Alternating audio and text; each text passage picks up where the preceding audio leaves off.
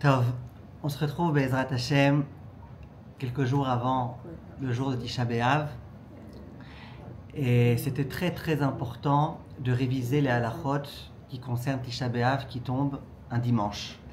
D'abord parce qu'il y a beaucoup de halachot qui sont importantes, qu'il faut connaître et qui sont différentes de l'habitude d'un Tisha B'Av habituel.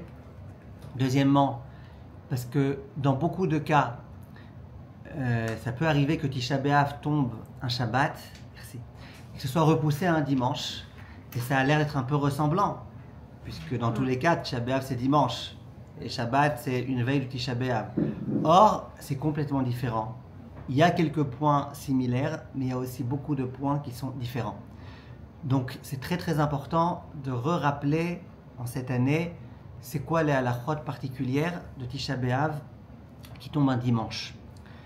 On espère de tout cœur, Bezrat Hashem, comme on dit chaque année quand on enseigne ces halachot-là, qu'on aura le mérite d'avoir étudié ces halachot et qu'on n'aura pas le mérite de les accomplir, qu'on pourra, Bezrat Hashem, accomplir d'autres mitzvot à la place, dans le Bet Amikdash, qu'on aura le droit à la Geoula Amitit, à Shlema, Bezrat Hashem. Mais Retzon Hashem, c'est qu'on étudie ces halachot-là. Dans tous les cas, on recevra un salaire pour les avoir étudiés. Et on ne sait jamais, il faut toujours être prêt quand même à pouvoir accomplir ces halachot, si jamais. Alors, comme je vous disais, déjà, premier point important, ces halachot-là, elles sont différentes d'un Tisha B'Av qui tombe un Shabbat. Hier, sur le groupe de questions-réponses, il y a une dame qui m'envoie une question qu'elle a posée au chat GPT. Elle a demandé au chat GPT, c'est une élève que je connais bien, et elle a souvent recours au chat GPT, elle me l'a avoué plusieurs fois. Vous entendez, Mme Bismuth? Oui, je vous écoute, je suis obligée. Elle a demandé au chat GPT, est-ce qu'on a le droit, jusqu'à quand on a le droit de boire du vin cette année? Et le chat GPT de lui répondre, il lui dit, écoutez, cette année, c'est une année très particulière, parce que cette année, Tisha B'Av tombe un Shabbat et il est repoussé à dimanche. Or, dans ce cas-là, il n'y a pas de Shavua chez Chalbo Tisha B'Av. Et donc, on peut prendre du vin. Quelles sont ici les deux erreurs, Madame Bismuth? D'avoir déjà posé la question à... Excusez-moi, les trois erreurs. Que c'est à partir de Rosh Chodesh, le vin, non? Oui. Très bien. Première erreur, moi j'aurais appelé ça la deuxième erreur, c'est que l'interdit de boire du vin, c'est à partir de Rosh Chodesh. Et pour ceux qui disent qu'il n'y a pas de problème, le Rav Ovadia, il ramène un certain Minhag Yerushalayim selon lequel il n'y a pas de problème de boire du vin, c'est que la viande le problème. Donc c'est pas lié à Shavua chez Chalbo. Deuxième problème, encore plus, ça tombe pas Shabbat. Cette année, en 2025, ça tombe pas Shabbat, ça tombe dimanche.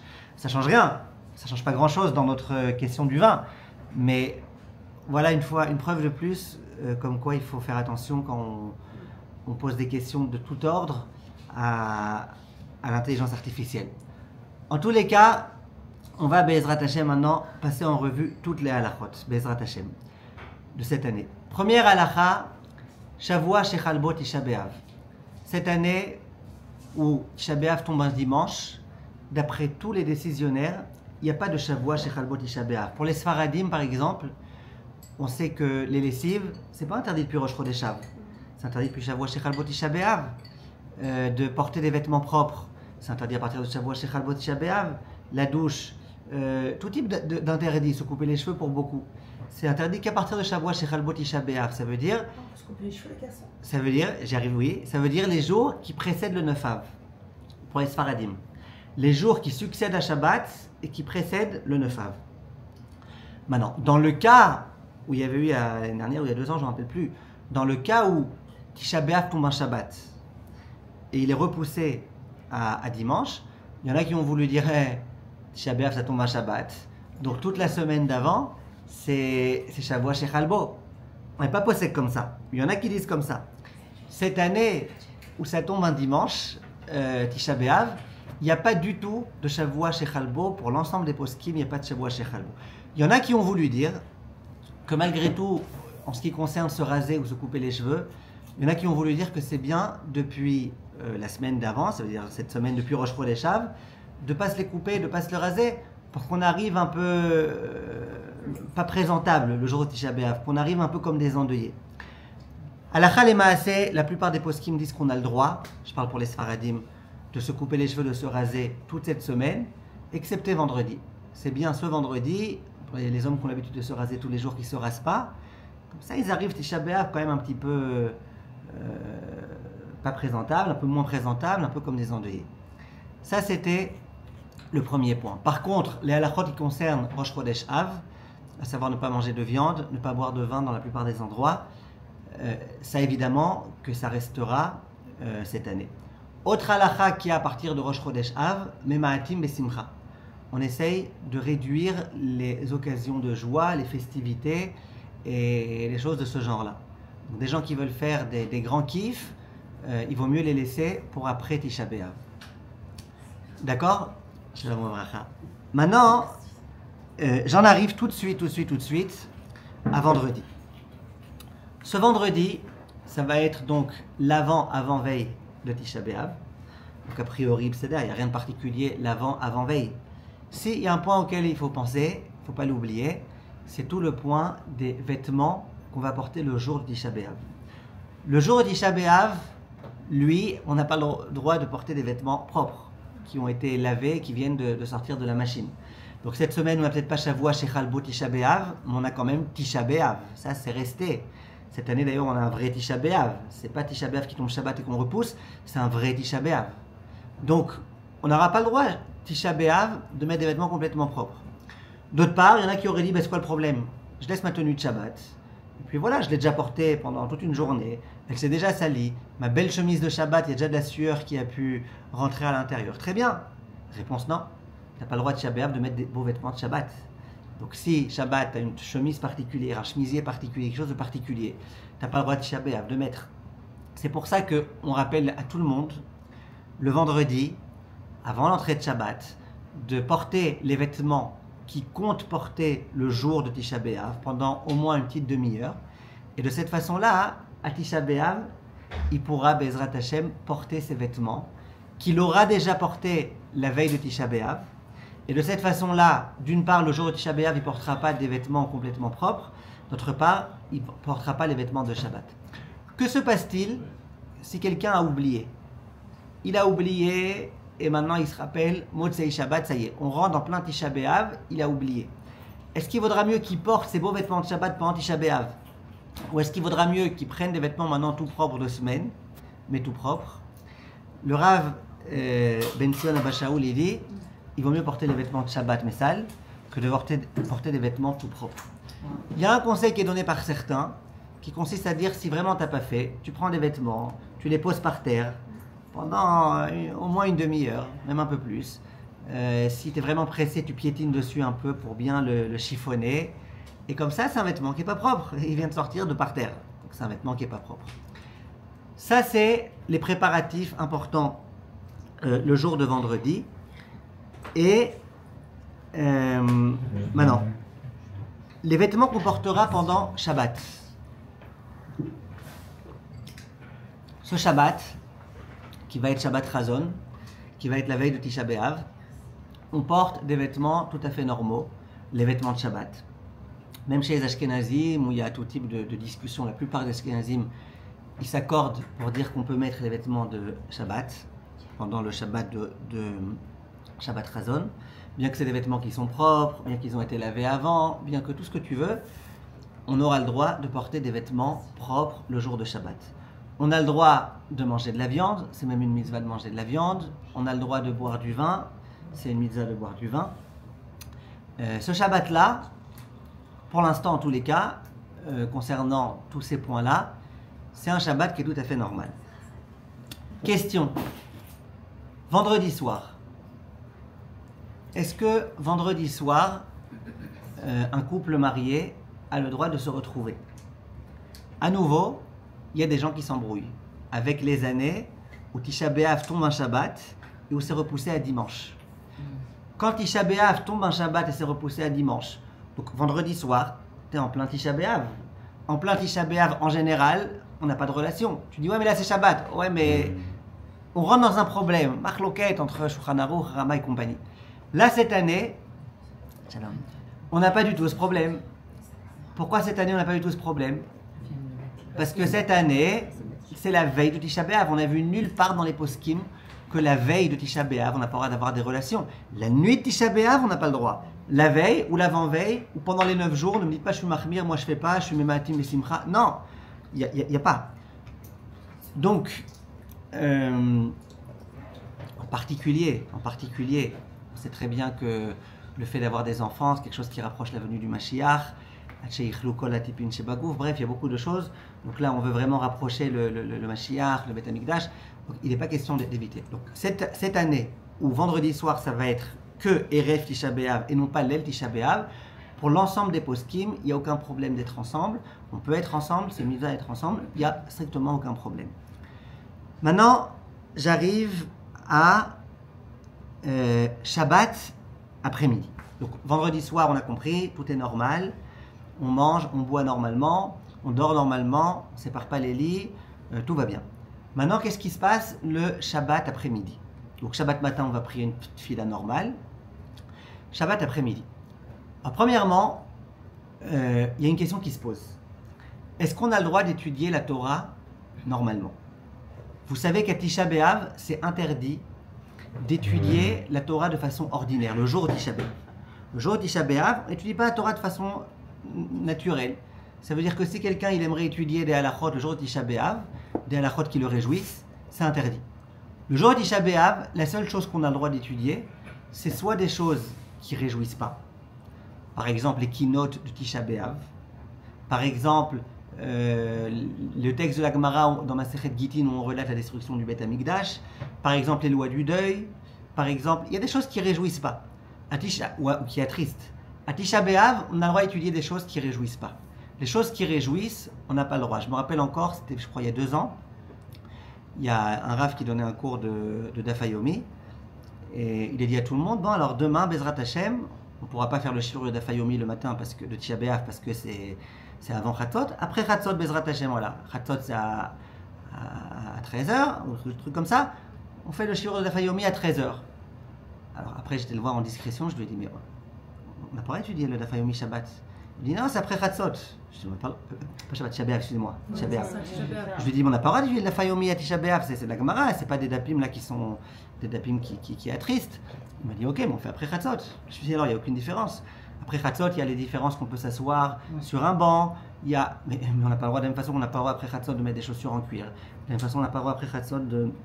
Il y a des fois, on se trompe, on avait une coutume tunisienne. Ouais, mais c'est pas se tromper, c'est un minag. On allait acheter des vêtements après Chatzot pour. On commence à faire des choses en venue de la Géoula. Je me Ouais. rappelle que Rav Eliaou, il avait parlé de ça, que qu'il. Enfin, je me souviens plus maintenant, la vache, Bamilim Shelo, mais Yesh Beze Inyan. Ok, en tout cas, c'est assaut. De nettoyer la maison, de commencer à préparer. Ouais, nettoyer la maison, c'est autre chose. Nettoyer la maison, ça bémet, il n'y a pas du Issour après Chatzot. Mais moi, je parle de choses qui sont vraiment assourot, qui font partie de la Chot Tisha B'Av. Chaussures en cuir, Les lavim, mamash. c'est interdit. C'est pas un lave, mais de manger après Chatzot, on n'a pas le droit. De boire, on n'a pas le droit. D'étudier la Torah, on n'a pas le droit. Donc, il m'avait remercié beaucoup. Merci beaucoup, tu m'as sauvé. Donc, on n'a pas étudié la Torah Tisha Mais B'Av. de là, elle continue à faire le limoud sur le Evel encore après Chatzot Oui, aussi. oui. Donc, encore une fois, attendez.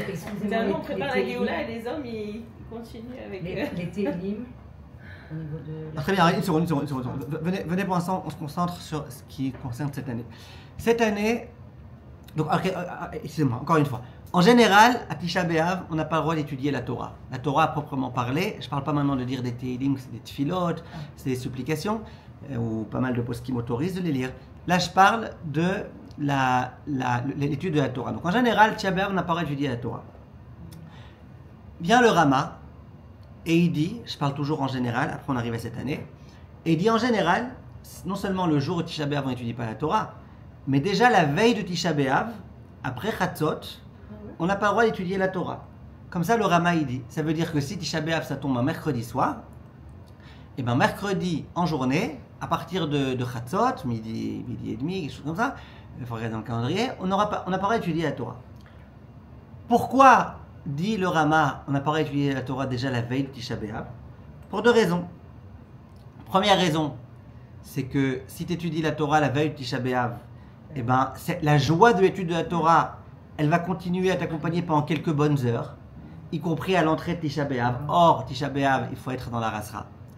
Deuxième problème, tu risques de continuer à penser à ces divrei Torah. Donc même pendant Tisha B'Av, tu vas continuer à penser, attends, comment on va résoudre le problème du Rabbi Akiva hier? Ah super, j'ai une réponse. Tu vas penser à cette étude de Torah pendant Tisha B'Av. Or, Tisha B'Av, penser à des divrei Torah, c'est quelque chose d'interdit. Donc vient le Rama, Rabbi Moshe Isserles, et il dit, tu sais, pendant Tisha B'Av, évidemment que c'est interdit, mais même la veille du Tisha B'Av, on interdit déjà. Il y a un Rav, plusieurs Rabbanim, je répète, je parle pour l'instant des années ordinaires, qui se sont opposés aux propos du Rama, et qui lui ont dit, attends, où tu as trouvé ça dans la Gemara? Où tu as trouvé une référence à ça? Où? Vas-y, montre-moi, tu montres une référence, j'accepte. Où tu as trouvé ça, toi, le Rama? Tu inventes des choses de ta tête. Ok, c'est logique de dire que la joie, elle continue, mais tu es quand même en train de parler de la mitzvah la plus importante de la Torah, des mots de Torah. Talmud Torah Keneged Kulam. Tu prends la mitzvah la plus importante de la Torah, pendant plusieurs heures, tu dis aux hommes, arrêtez d'étudier votre Torah normale, parce que, et tu n'as aucune référence, aucune source à ça. Donc, il y a beaucoup de poskim qui ont dit au Rama, écoute Rama, s'il te plaît, non, on n'est pas d'accord avec toi. Si quelqu'un peut étudier avec le même entrain, le même engouement, les halachot qui attristent, comme les halachot normales, et donc il n'y aura pas de bitul Torah, d'accord? Mais si quelqu'un n'est pas capable, ne lui fais pas fermer la Gemara. Mais le Rama, lui, il s'entête à dire si, moi, je pense que la veille du Tisha B'Av, on n'a pas le droit. Question cette année. Donc les années ordinaires, la plupart des poskim, ils recommandent, si tu peux étudier quelque chose qui est triste depuis la veille de Tisha B'Av à Chatzot, eh ben, essaye d'étudier ces choses-là, des choses qui sont permises d'étudier pendant Tisha B'Av. Et si tu peux pas, beaucoup de poskim autorisent, écoute, ne fais pas bitul Torah, en particulier chez les Sfaradim, beaucoup autorisent.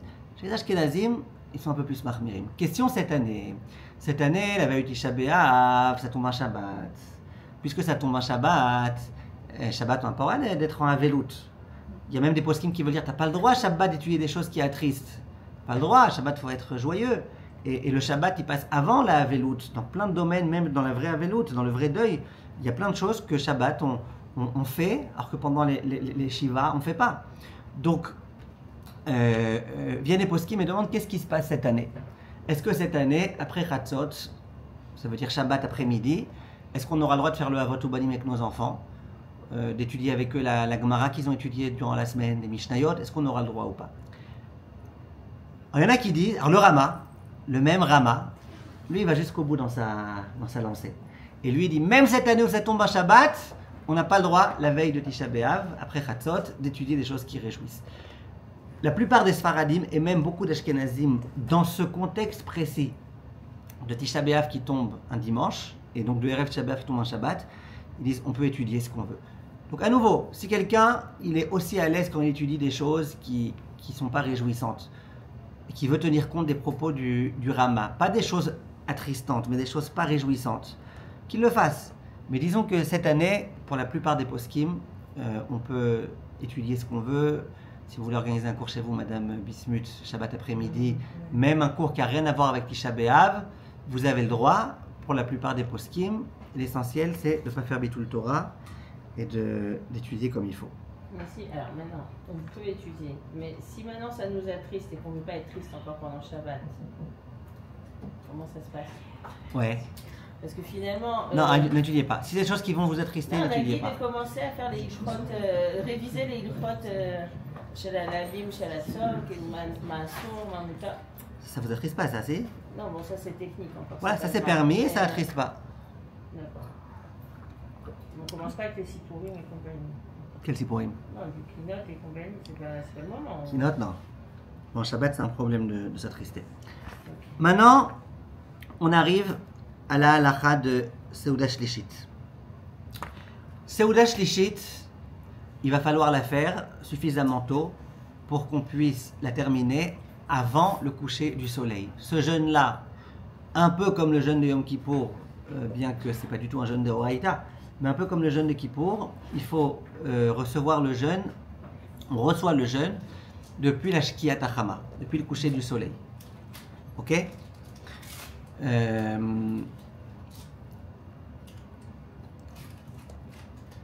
Kippour c'est Deoraita, donc il y a aussi Tosefet, Yom Kippourim. Là il n'y a pas de Tosefet, non, Yom Shane. Kippour, Tisha B'Av, il faut donc avoir fini la Seuda Shlishit avant le coucher du soleil. Donc, dans beaucoup de Bate Knessiot, bien que souvent le Shabbat après-midi, ils font mincha très tardivement, cette année, ils organisent des mincha un peu plus tôt, parce que vous savez qu'il faut faire Seuda Shlishit, la Khatrila, après avoir procédé à mincha. Et donc, c'est bien d'avoir fait d'abord mincha, après de procéder à Seuda Shlishit, et d'avoir suffisamment de temps pour terminer. Cette Seuda Shlishit, viennent les décisionnaires et ils disent, Shulchan Aruch, que c'est une Seuda Shlishit qui doit être digne de ce nom, à savoir, on mange ce qu'on veut. C'est pas comme chaque année où Seuda Mafseket, on mange qu'un plat. Là, on peut manger 10 plats si on veut. On peut dresser sa table, dit le Shulchan Aruch, comme les festins qu'organisait Shlomo Amelech le roi.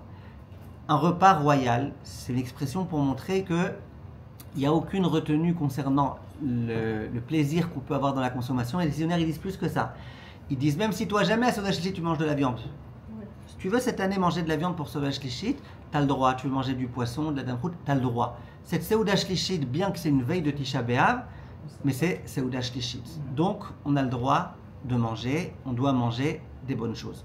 Il n'est pas question, Chas v'Shalom, dans cette Seuda Shlishit, de manger par terre. C'est une Seuda Mafseket qui est de Shabbat. Donc on n'est pas par terre. On fait Zimoun si on a mangé 3 hommes ensemble. On peut manger autant de plats qu'on veut, on boit du vin. Tout ça, c'est des choses qu'il faut connaître. Il y a des décisionnaires qui disent, le Magen Avraham, il ramène au nom d'un des Rishonim qui s'appelait le Rokeach. Je ne crois pas qu'il était pharmacien, mais il s'appelait le Rokeach. Le Rokeach, il disait que malgré tout, il faut qu'il y ait une certaine retenue. Ça veut dire que ce n'est pas le moment de faire maintenant des blagues. Tu veux faire des blagues en général à table, à Seuda Shlishit et tout, fais des blagues. Mais là, ce n'est pas le moment, tu es quand même en veille de Tisha B'Av. Donc d'une part, tu honores le Shabbat, tu ne montres pas de comportement de avelout, de deuil. D'autre part, malgré tout, une certaine retenue, ne te lâche pas complètement. Il faut quand même faire attention. Est-ce qu'on a le droit de chanter? Disent les décisionnaires, on a le droit de chanter.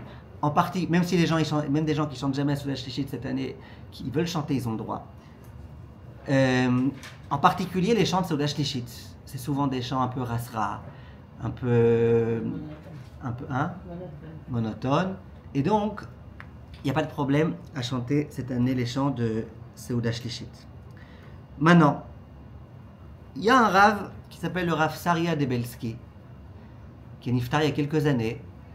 On le ramène souvent, ce Rav, dans le contexte de Purim et Shulash, ou dans le contexte de Tisha B'Av qui tombe un Shabbat, ou qui tombe un dimanche.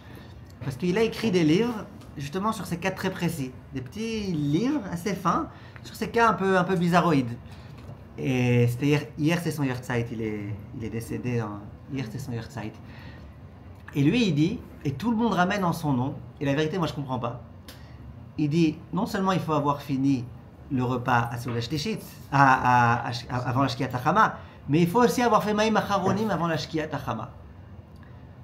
Pourquoi? Parce qu'à partir de la Shkiat HaChama, on n'a plus le droit de se laver, d'être en contact avec de l'eau. Or, si jamais tu fais après, Maïm Acharonim, c'est avec de l'eau. Donc tu vas devoir te rincer les doigts. Donc c'est un problème. Tout le monde ramène ce psaque, et moi je ne le comprends pas ce psaque. Je comprends pas, mais on peut quand même faire Netilat. Alors voilà. Pourquoi je ne comprends pas ce psaque? Parce que Maïm Acharonim, on le fait pas pour le kiff, on le fait pour ne pas, on le fait pour une raison de halacha. Même à Yom Kippour, le matin, on se rince un peu les mains. Je comprends vraiment pas. Alors, j'ai regardé la référence qu'il ramène. Il ramène un sefer qui s'appelle Tisha B'Av B'Shabbat. Je l'ai trouvé nulle part. Non, Tzar Chochma, j'ai pas trouvé ce livre. Donc, j'ai pas pu voir. J'aime pas critiquer tant que j'ai pas vérifié. Peut-être qu'il a des arguments très, très costauds. Maintenant, ce qui m'a rassuré, c'est que même lui, il dit que si t'as pas réussi à faire Maïm Acharonim avant la Shkia, c'est pas grave, fais quand même.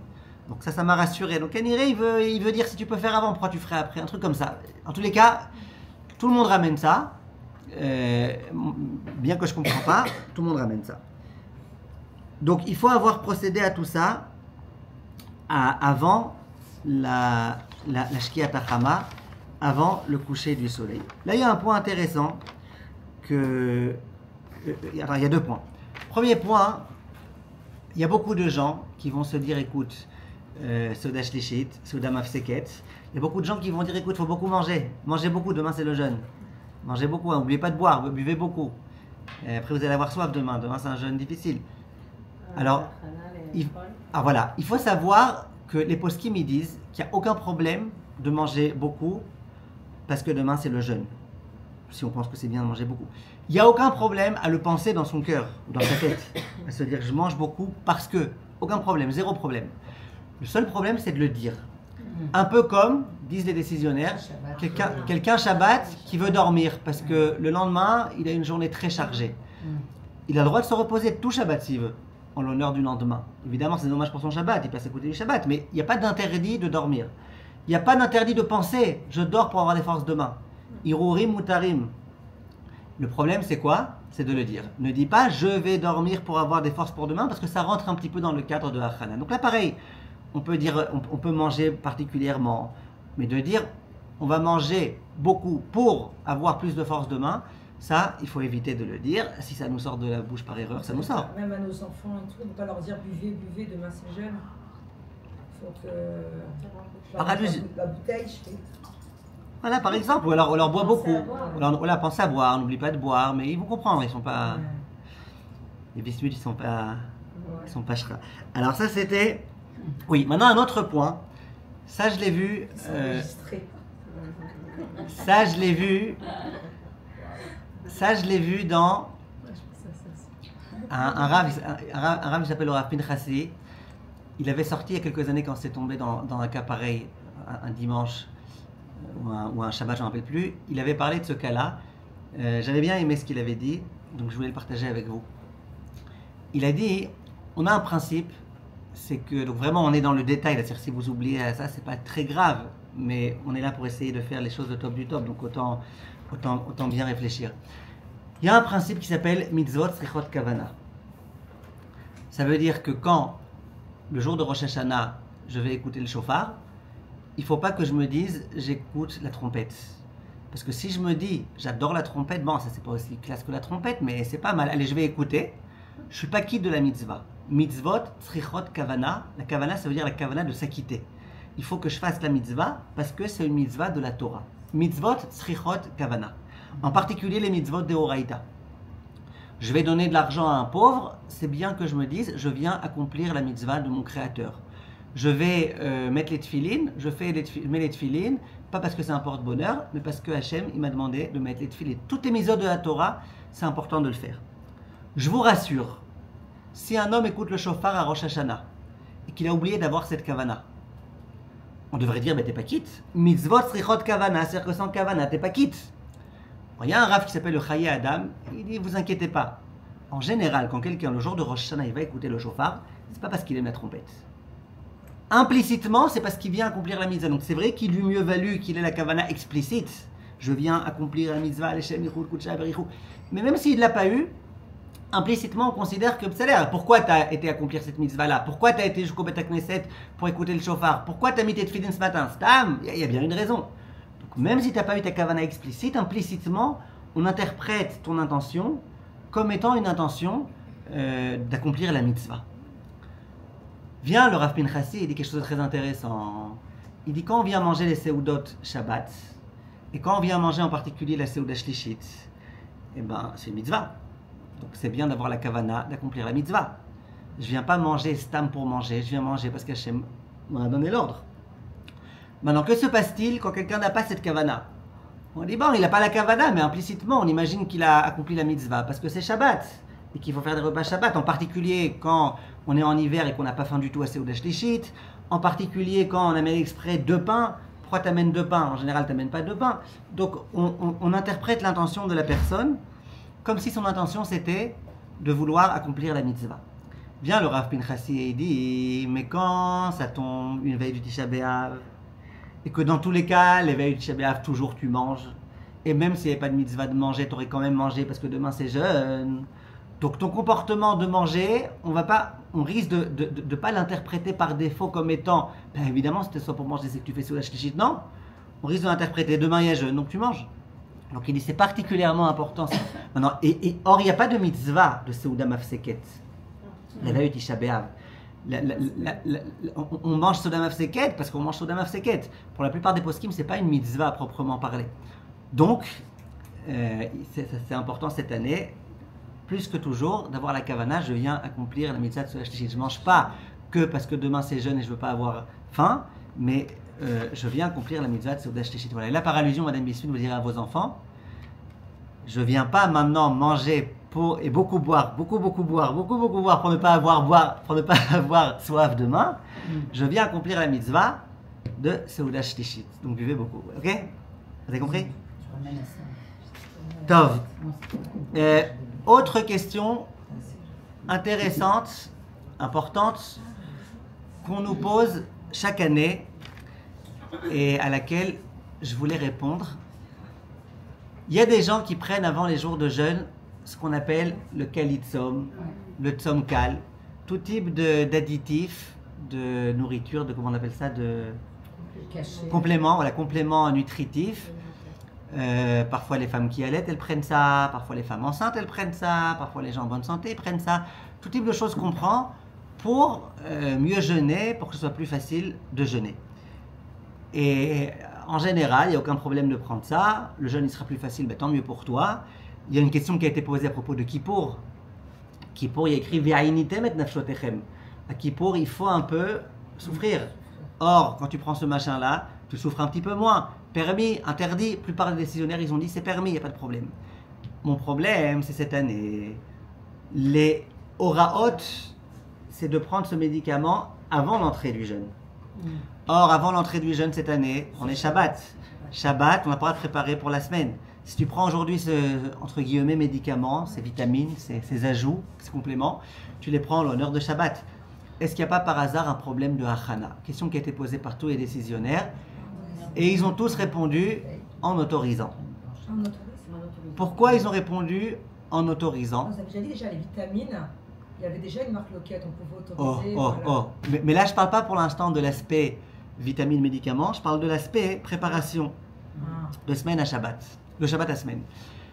Alors, la plupart des poskim ils autorisent pour la raison suivante. Ils disent, d'abord, pour beaucoup, quand on parle de préparation, c'est vraiment un geste, un acte important. Là, tu as mangé. Sarakol, c'est un acte qui consiste à manger. Tu mets quelque chose dans ta bouche, tu avales. Mais Sarakol, tu fais quelque chose de tout petit, de pas fatigant, de très peu remarquable. Tu fais un acte qui s'appelle manger. Ok, c'est vrai que tu as l'intention de manger pour plus tard. Mais c'est quand même permis. Deuxièmement, les poskim ils disent, depuis maintenant, quand tu as mis ça dans ta bouche, ça commence déjà à agir. Ça veut dire, ça te rajoute déjà dans ton corps des choses positives. C'est vrai que tu en auras particulièrement besoin demain. Ça te les ajoute déjà maintenant, un peu comme quelqu'un qui veut préparer un examen. Je vous avais dit à l'époque, on avait parlé de la halachot de préparation. Le Rav Auerbach, il dit, si quelqu'un il veut préparer un examen de sciences, aujourd'hui, Shabbat, pour demain. Dit le Rav Auerbach, déjà maintenant, tu es content de connaître un peu plus de sciences. C'est vrai que ton examen, c'est demain, mais tu deviens un peu plus sage maintenant, en étudiant ça. Là, c'est un peu pareil. Quand tu le mets dans ta bouche, eh ben, déjà maintenant, ton corps il commence à profiter de substances que tu as mises. C'est vrai que ces substances, tu ne les as pas mises pour aujourd'hui. La preuve, si demain il n'y a pas eu de jeûne, tu ne les aurais pas prises. Mais tachlé, ça commence déjà à agir. Et à mon avis, la raison la plus évidente pour autoriser, c'est ce qu'on avait expliqué longuement quand on avait fait les halachot de Achana. On avait dit que pour beaucoup de poskim, Achana, c'est quelque chose que je fais la veille, que je fais pendant Shabbat, pour gagner du temps pour après, pour gagner des efforts. Oui? La raison pour laquelle je viens faire ma vaisselle pendant Shabbat et je ne la laisse pas pour Motzei Shabbat, c'est parce que comme ça, je gagnerai une demi-heure. Motzei Shabbat. Donc, tu es vraiment en train de préparer le Shabbat pour la semaine. N'est-ce pas? Par contre, ce médicament, ça se prend les veilles de jeûne. Ça se prend. C'est pas que je le prends la veille parce que je veux économiser pendant le jeûne de devoir faire l'acte de mettre dans ma bouche. C'est pas ça. C'est que ça se prend les veilles de jeûne. Et puis en dehors de ça, pendant le jeûne, j'ai pas le droit de le prendre. Donc la façon normale de le prendre, c'est de le prendre la veille. Donc ça, il n'y a pas de problème. Maintenant, Madame Bismuth, elle pose une bonne question, ou elle donne une bonne réponse. Elle dit, on n'a pas le droit de prendre des médicaments Shabbat. Laisse tomber maintenant Achana. Ok, il n'y a pas de problème de Achana, il n'y a pas de problème de préparation. On n'a pas le droit de prendre des médicaments Shabbat. Alors sur ça, elle répond, Madame Bismuth, la chose suivante. Pendant Shabbat, c'est vrai qu'on n'a pas le droit de prendre des médicaments. Évidemment, on parle de personnes qui ne sont pas malades. Les personnes qui sont malades, elles doivent prendre des médicaments. Mais des personnes qui sont en bonne santé, elles ne doivent pas prendre des médicaments. Question, les vitamines. Est-ce que ça rentre dans le cadre de médicaments ou pas? Beaucoup de poskim, en particulier séfarades, disent non. Les vitamines, ce pas des médicaments. On a interdit les médicaments, on n'a pas interdit les vitamines. Les poskim ashkénazes, le Magen Avraham, lui il dit si, même les vitamines, ça vient quand même pour renforcer ton corps, ça vient quand même pour te donner un peu plus de force. C'est un petit peu la même logique que les médicaments. Donc les ashkénazim, ils ne sont pas très pour les vitamines. S'il y a des cas de nécessité, bien sûr, on prendra. Si dans tous les cas on prend tous les jours, on prendra. Mais de prendre de façon ponctuelle une vitamine, ils ne sont pas très pour. Alors quel est le conseil que les ashkénazim y donnent pour prendre le kalitsom? Ben, c'est le même conseil que même les sfaradim y donnent pour prendre des vrais médicaments. Quand on veut prendre un vrai médicament, mais qu'on n'est pas encore dans le cadre de cholé shenafal le mishkav, de malade. Alors il y a un conseil qu'on avait donné quand on avait parlé de la chod des médicaments, je vous le répète tout de suite. Il s'agit avant Shabbat de prendre le médicament, de bien le piler, de le mettre dans un jus d'orange, dans un verre d'eau, dans un yaourt, dans quelque chose. On fait tout ça avant Shabbat. Le jour de Shabbat, donc tu es ashkénaz, tu veux prendre ton kalitsom, et ben tu bois ton jus d'orange. Chez Akol Niabit Varo, tu bois ton jus d'orange. Et ce faisant, tout est résolu. Pourquoi tout est résolu? Je vous le redis très vite, bien que c'est un peu long, mais je vous le redis très vite. Parce que les gens de l'extérieur, ils ne voient pas que tu es en train de prendre un médicament, ils pensent que tu bois du jus d'orange. Et donc ils ne vont pas en venir à piler des médicaments. Le problème des médicaments, c'est qu'à l'époque, les médicaments, on les faisait en pilant des végétaux. Et c'est un problème de tochen. D'accord? Donc on est su prendre des médicaments, les gens ils vont venir pendant Shabbat à être tochen. Là, les gens qui vont me voir prendre un jus d'orange, ils vont pas se dire il est tochen, ils vont dire il prend un jus d'orange. Et les gens, et moi-même, je sais très bien qu'on a parlé de tochen, la preuve c'est que j'ai eu besoin de préparer tout ce truc avant Shabbat, parce que je sais que pendant Shabbat on ne prend pas des médicaments. Donc moi-même, j'ai ce rappel que je ne dois pas être tochen. Donc bref, le kalitsom, on a le droit de le prendre. Maintenant j'arrive rapidement, pour qu'on puisse tout finir, Bezrat Hashem, au halachot de Motzei Shabbat. Motzei Shabbat, à partir de la Shkia, comme on a dit, on rentre dans le jeûne. On n'a plus le droit de manger, on n'a plus le droit de boire. À partir du coucher du soleil, on n'a plus le droit de se laver. On rentre dans Tisha B'Av. Le problème, c'est qu'on est encore pendant Shabbat. Comment on fait pour les chaussures? Comment on fait pour les vêtements? J'ai plus le droit d'avoir mes vêtements de Shabbat, il faut que je mette maintenant des vêtements sales. Est-ce que c'est kavod pour Shabbat de mettre des vêtements sales? Non. Or, on est encore dans Shabbat. Alors, la conclusion des poskim, c'est de dire d'abord, ça retenait, que Shabbat, ça a la préséance sur Tisha B'Av. L'honneur de Shabbat, il a la préséance sur le devoir d'être en deuil pendant Tisha B'Av. La preuve, quand Tisha B'Av tombe un Shabbat, on repousse le jeûne. Donc, si quelqu'un me dit, moi, je ne veux pas me prendre la tête, qu'est-ce que vous me conseillez? C'est quoi la halacha? Je vous dirai la halacha, c'est que jusqu'à la sortie des étoiles, vous restez avec vos chaussures en cuir, avec vos vêtements de Shabbat, tout ce qu'il faut. Et quand la nuit tombera, quand les 3 étoiles sortiront, là vous direz Baruch Hamavdil ben Kodesh Lechol, et là vous mettrez vos chaussures en plastique, vos chaussons, etc. Maintenant, le Rav Auerbach et le Rav Benzion Abba Shaul, à propos des chaussures, ils disent, nous on a mieux à proposer. On a un petit peu mieux à proposer. C'est vrai que c'est comme ça à la halakha, mais on a un peu mieux. Ce qui veut mieux faire. Il y a beaucoup de gens qui, à la maison, ils se promènent en chaussettes. Même pendant Shabbat. Ils sont plus à l'aise qu'avec les chaussures. Il dit donc, dès que la Shkia arrive, retire tes chaussures. Pas tu mets tes chaussures 2 semaines. Non, juste tu retires tes chaussures, tu restes en chaussettes, en pantoufles. Les choses que tu aimes bien mettre en général et qui sont permises à Tisha B'Av. Comme ça. T'as pas été mezalzel dans Shabbat. Puisque plein de Shabbat, tu te promènes comme ça à la maison. Donc t'as pas été mezalzel dans Shabbat. Tu dis pas à voix haute. Je mets ça parce que maintenant c'est plus Shabbat, c'est Tisha B'Av. Tu dis pas ça à voix haute. À voix basse, tranquillement, implicitement. Tu retires tes chaussures de Shabbat et tu restes en pantoufles. Et voilà. Et quand la nuit tombera, là tu mettras tes chaussures de deuil. Ce conseil-là, on ne le donnera pas pour les vêtements. On ne va pas rester tout nu pendant plusieurs minutes. Donc pour les vêtements, on restera avec les vêtements de Shabbat. En malasot. On ne va pas exprès se mettre en pyjama. Ça fait vraiment... Donc on restera... Ça c'est un conseil pour les chaussures, pas pour les vêtements. Pour les vêtements, on attend la sortie de Shabbat. Et là, on les change. Maintenant, la Havdalah, c'est très très important de bien comprendre un point. La Havdalah cette année, la Havdalah ça se fait sur du vin. Il y a deux Havdalot. Il y a Atachon Antanu, quand on prie à Tfila de Harvit, on dit Atachon Antanu. Et il y a la Havdalah sur un verre de vin. Atachon Antanu, évidemment qu'on le dira. Motzei Shabbat, on rentre dans Tisha B'Av, il fait déjà nuit. Dans la Hamida, on essaie de ne pas oublier de dire Atachon Antanu. Maintenant, la Havdalah sur le verre de vin, on ne pourra pas la faire, pour les gens je parle qui vont jeûner, jusqu'à dimanche soir. Donc dimanche soir, on fera la Havdalah sur le vin, à nouveau pour les gens qui jeûnent. Pour les gens qui jeûnent, on fera la Havdalah dimanche soir. Maintenant, comment on va faire les travaux interdits? Vous voulez faire le Shabbat après, dimanche après Chatzot, vous voulez faire des choses, mais comment vous faites les travaux interdits?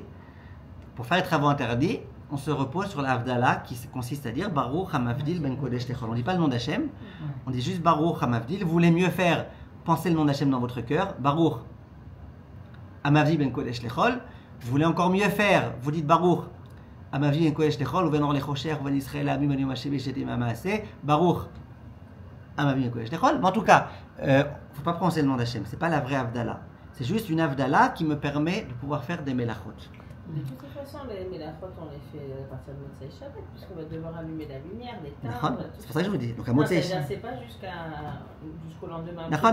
Je vous dis, toute mélachat que vous voulez faire, ça veut dire à Motzei Shabbat, vous devrez dire Baruch Hamavdil Kodesh Techol pour devoir faire toutes les mélachot.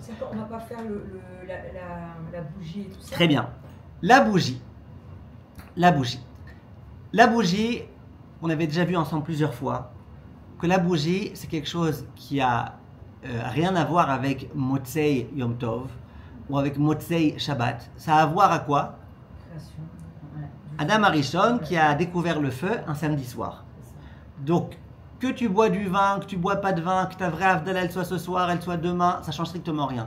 Samedi soir, on allume un feu, on fait Baruch Ata Hashem Elokeinu melech haolam borei meorei ha'esh. Maintenant, dans les synagogues, les hommes qui vont à la synagogue ou les femmes qui iraient, dans les synagogues, la coutume c'est de faire cette bracha juste avant de lire Echa. En général, on éteint les lumières dans les synagogues au moment où on lit Echa. Et donc, on allume les bougies. On va vraiment profiter de la lumière de la bougie. Donc, avant de profiter de la lumière de la bougie, c'est bien de dire Baruch borei meorei ha'esh. Le nom d'Hachem, la vraie bracha de borei meorei ha'esh. Et en général, on allume, on fait passer le nerf un peu autour de tout le monde, que tout le monde puisse profiter de la bougie et faire la bracha. Donc les hommes, ils vont le faire en fait au Bet HaKnesset. Au Bet HaKnesset. Donc nous, on le fait avec les enfants alors. Et vous, si vous êtes à la maison, et vous le faites quand vous voulez, au moment où c'est Motzei Shabbat, vous allumez une bougie, vous dites Baruch Ata Hashem Elokeinu melech haolam, borei meorei ha'esh, et vous le faites. Si quelqu'un a oublié de le faire samedi soir, est-ce qu'il pourra le faire dimanche soir, le borei meorei ha'esh? Non. Le feu a été découvert samedi soir par Adam Arishon et pas dimanche soir. Donc c'est que samedi soir, ni dimanche matin, ni dimanche soir, ni que samedi soir. Il ne faut pas oublier de le faire. Pareil à Atachon Antanu. Si quelqu'un oublie de faire Atachon Antanu, Motzei Shabbat, il ne le fera pas dimanche soir dans la Hamida. C'est vraiment quelque chose qu'il faut faire ce samedi soir. Maintenant, très bien. Les Bessamim. Attendez. Laissez-moi juste aller dans l'ordre que je voulais, comme ça on n'oublie rien. Donc ça c'est en ce qui concerne la Havdalah de samedi soir. La Havdalah elle consiste uniquement pour les gens qui vont jeûner à dire Baruch Hamavdil Ben Kodesh Techol et à faire la bracha sur le feu. Et la vraie Havdalah, elle sera dimanche soir.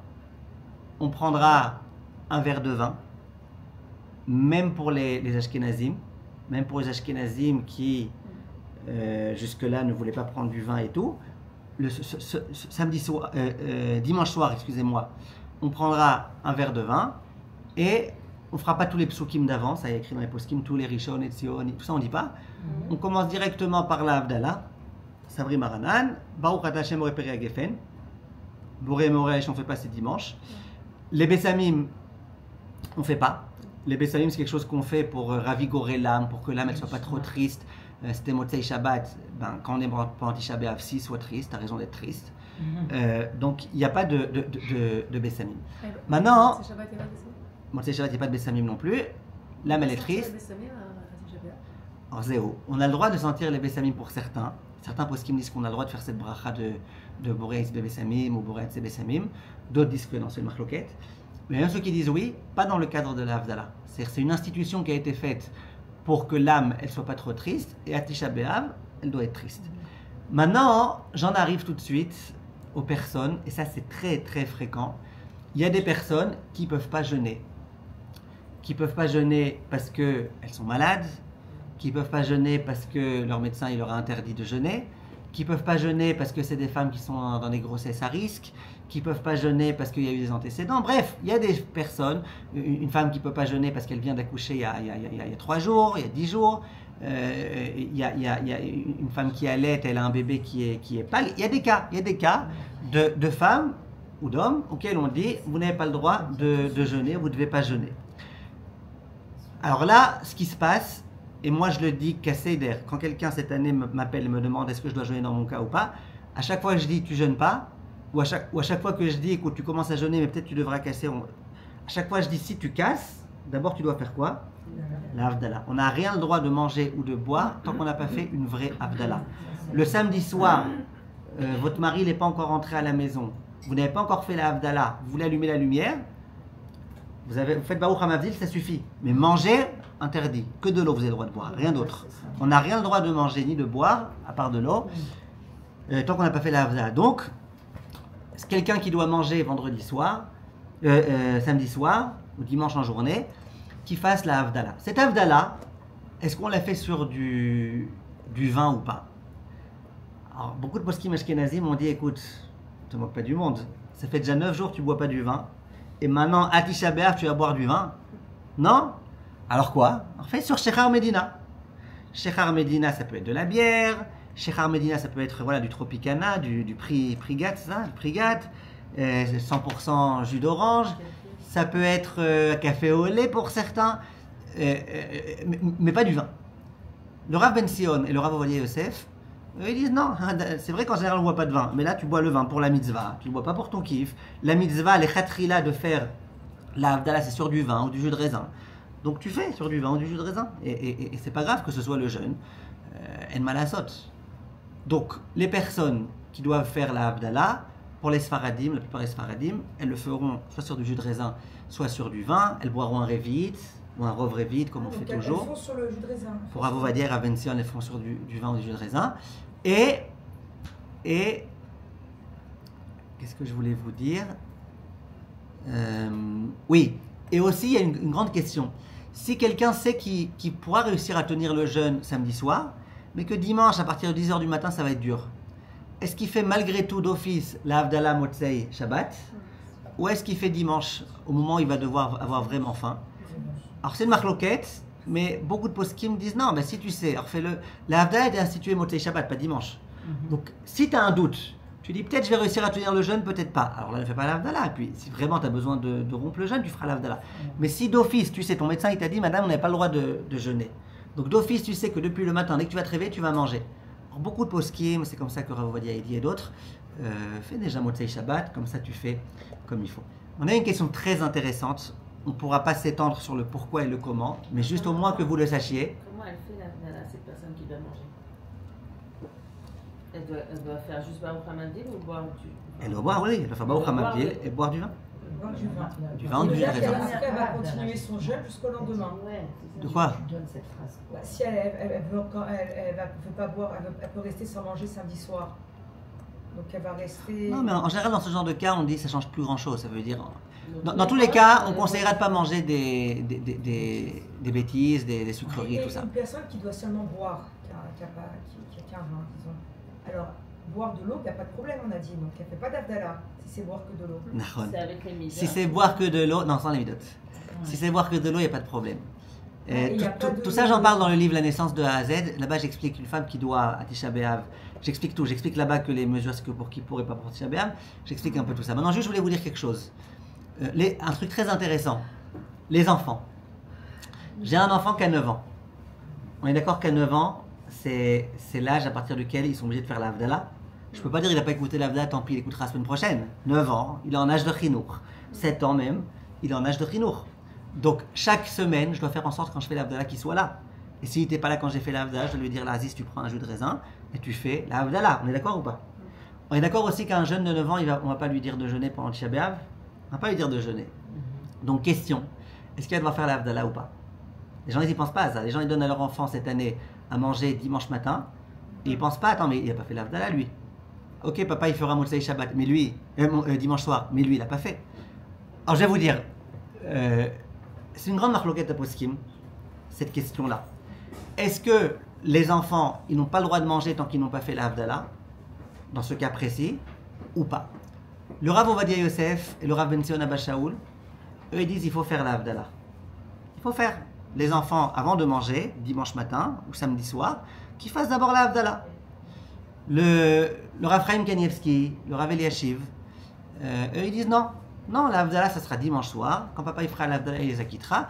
Et eux, ils n'ont pas d'interdiction de manger tant qu'ils n'ont pas fait l'Avdala. Le Rav Kanievski dit la coutume, c'est de ne pas faire l'Avdala pour les jeunes. Donc c'est vraiment une marloquette. Il y a des Ashkenazim d'Afrique qui disent de oui faire. Rav Wozner, par exemple, il dit que oui, il doit faire. Grande marloquette, que ça prendrait un peu de temps d'expliquer le pourquoi et le comment.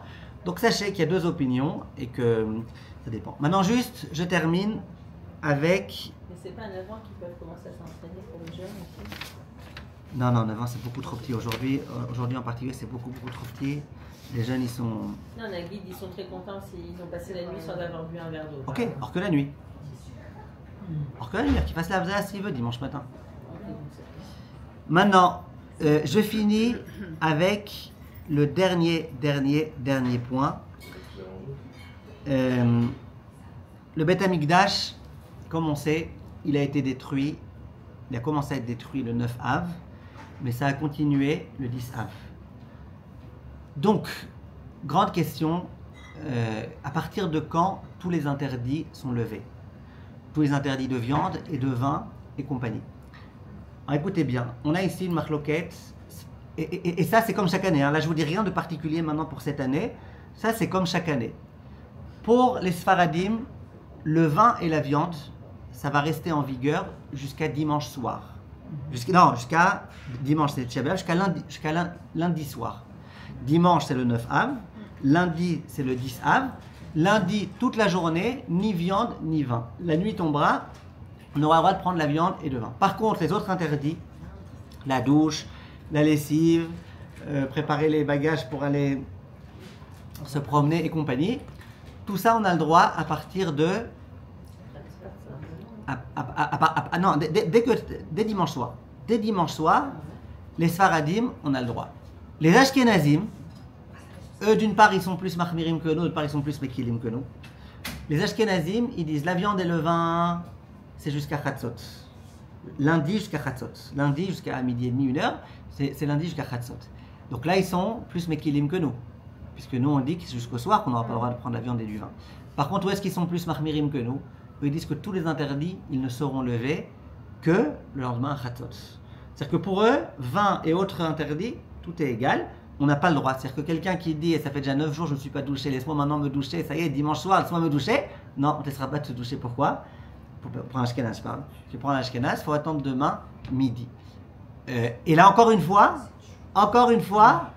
vous avez vu, Madame Bismuth, encore une fois, vous avez vu en quoi ce cas-là, il est différent du cas de Tisha B'Av qui tombe un Shabbat. Quand Tisha B'Av tombe un Shabbat, qu'il est repoussé au dimanche. Dimanche, on est le combien? Le 10. Donc, dès que dimanche est fini, c'est fini, tu peux faire ce que tu veux. Puisque même manger de la viande, même boire du vin. Vous avez compris? Donc c'est pour ça que c'est très important de ne pas s'embrouiller entre ces deux cas qui se ressemblent énormément. Les halakhot sont différentes entre Shabbat qui tombe un Shabbat ou Shabbat qui tombe un dimanche. Bien qu'il y ait des points qui sont ressemblants. Mais est-ce que vendredi soir, à table, on pourrait avec les enfants leur parler de secours? Il vaut mieux pas. Vendredi soir? Oui. Ouais, on peut. Ça attriste pas. Ah, voilà, on peut leur... C'est des choses dont on a le droit d'étudier et que... Voilà, pareil, juste une seconde, le Shabbat après la Shkia et avant la tombée de la nuit. Dit le Rav Eliashiv, on a le droit de rester assis sur des chaises. C'est pas bien de s'asseoir par terre ou de rester debout. Pour l'étude de la Torah, quelqu'un m'a interrogé. Moi, je pense que le mieux, entre la Shkia et la tombée de la nuit, c'est d'étudier des choses qui réjouissent pas, mais qui attristent pas non plus. Comme ça, on s'acquitte de tout, si on veut étudier. En Algérie, ils mangent à la sortie du jeûne. Ils mangent de la viande. Qui ça? Mon père, par exemple, il mange de la viande. Il a reçu quand c'était en Algérie qu'il valait bien de manger de la viande. D'affaire. Que je connais pas. Je profite de cette occasion pour remercier Madame Journeau, Madame Bismuth, je m'embrouille avec Madame Journeau, Madame Bismuth, ouais, que même pendant ces jours-ci qui sont des jours de vacances, pas facile à gérer tout, vous avez vu combien de fois elle a été dérangée pendant ce cours. Malgré tout, elle a tenu à ce qu'on continue le cours vraiment jusqu'au dernier moment. Alors merci pour tout, pour chaque lundi. Et alors on est en vacances maintenant? Là, vous êtes en vacances. Bezrat Hashem. Alors, vous nous prévenez quand vous voulez qu'on reprenne Bezrat Hashem. Oui, j'ai regardé ce matin. Je pense qu'on va reprendre peut-être